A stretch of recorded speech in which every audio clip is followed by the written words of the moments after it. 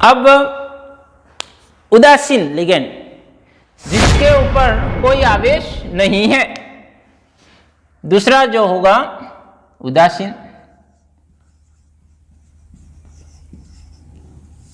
यानी कि आवेश के आधार पर एक तो हम क्या कहेंगे ऋणावेशित, दूसरा क्या उदासीन। उदासीन का मतलब कोई भी आवेश नहीं है, जैसे H2O, NH3, इथिलीन डाइएमीन जिसको अपन लिखेंगे शॉर्ट में EN,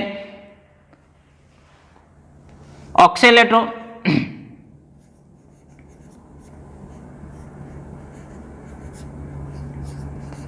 ये एथिलीन डाइएमीन नाइट्रोजन परमाणु के ऊपर एक लोन पेयर है, दोनों नाइट्रोजन परमाणु के ऊपर, यानी कि दोनों ये एक साथ बॉन्ड बना सकते हैं, इसको शॉर्ट में EN लिखते हैं। ऑक्सेलेटो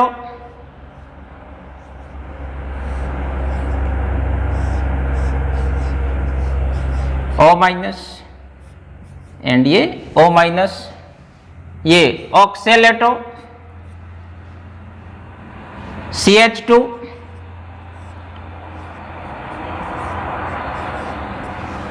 एक इस तरह से और दूसरा NH2, यानी कि एक ऑक्सीजन बॉन्ड बना रहा है और एक नाइट्रोजन बॉन्ड बना सकता है, इसको ग्लाइसेनेटो। अब ये जल है लेकिन इसको हमें बोलना है aqua, amine, ethylene diamine, oxalato and ग्लाइसेनेटो।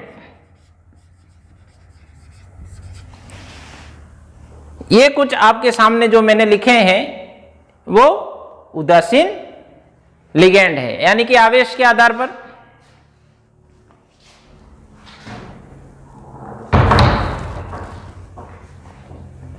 एक तो हो गया ऋणावेश, यानी कि कार्बोनेट जैसे है CO3, उसके ऊपर 2 चार्ज है 2 minus, sulphato, nitrato, nitrito, cyano, hydroxo and sulphido, ये उदासीन है। इन लिगेंडों को aqua, amine, ethylene diamine, oxalato, glycinato and pyridine,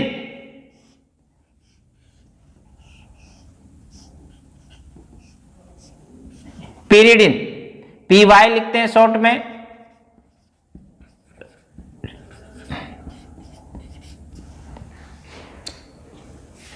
आवेश के आधार पर देखा जाए लिगेंड, याद रखने, ये याद भी करने, सूत्र बनाने समय, नामकरण करते समय इनकी जरूरत है। ये इंग्लिश में मैंने इसलिए लिखा है कि सूत्र का जब हम नामकरण करेंगे तब ये आपको बिल्कुल चाहिएंगे।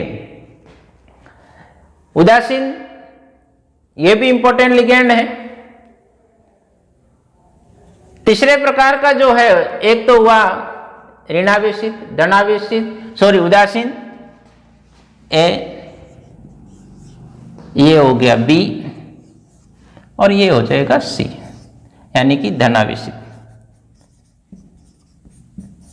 धनावेशित जो लिगेंड है NO प्लस, नाइट्रोनियम, नाइट्रोसोनियम, इसको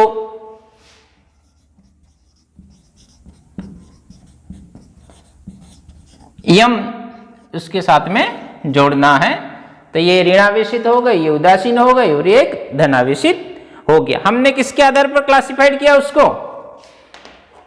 आवेश के आधार पर। इसके बाद में हम दाता परमाणु के आधार पर अगर वर्गीकृत करें